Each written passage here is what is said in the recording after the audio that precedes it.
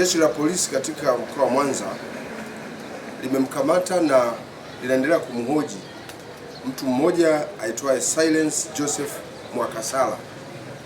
Huyu ana miaka 25, ni Mnyakyusa na mwanafunzi wa chuo kikuu cha Sauti kilichoko hapa Mwanza.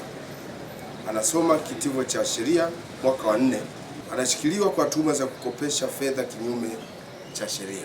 Siku ya tarehe 10 mwezi wa 6 mwaka huu, jeshi la polisi lilipata taarifa kuwa huko katika mtaa wa Nyamalango, kata ya Luchelele, katika duka la vifaa vya elimu linalojulikana kwa jina la Tukuyu Stationery, kulikuwa na vyeti vya elimu ya sekondari vya kidato cha 4 na cha 6 vya watu mbalimbali pamoja na kadi zao za benki.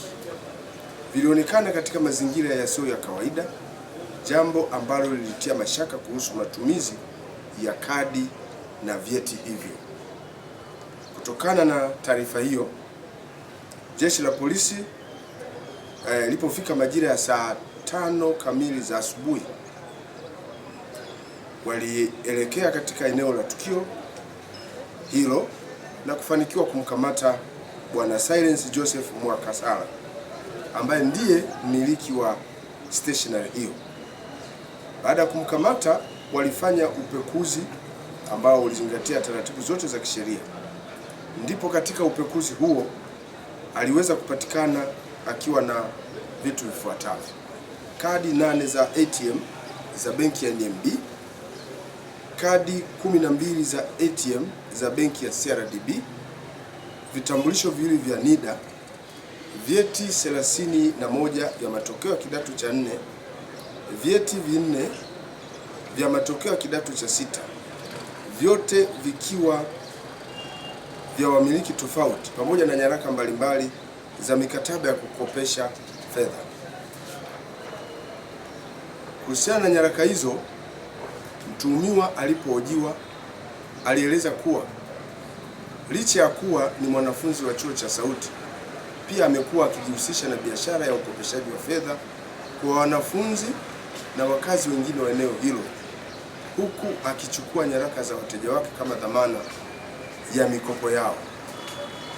Pamoja na nyaraka hizo, jeshi la polisi liliweza pia katika upekuzi huo kuzikamata hard disk 5, flash 2, notebook 1, simu 7 za aina mbalimbali, vyote vikiwa ni mali ya Silent Joseph Mwakasala, navyo pia vimeshikiliwa kwa ajili ya uchunguzi zaidi. Jeshi la polisi linaendelea kufanya uchunguzi wa kina kuhusiana na tukio hili kwa kushirikiana na mamlaka nyingine za kiuchunguzi, na hatua za kisheria zitachukuliwa mara upelelezi utakapokuwa umekamilika. Kutokana na tukio hilo, tunatoa wito kwa wafanyabiashara hasa wanaofanya hizi shughuli za kukopesha fedha kuzingatia sheria, kanuni na taratibu zinazoongoza biashara hiyo. Kwa hiyo mtuhumiwa huyo alikamatwa na ameshikiliwa katika vituo vyetu vya polisi, kituo cha polisi hapa Central, kwa mahojiano zaidi kuhusiana na tukio hilo.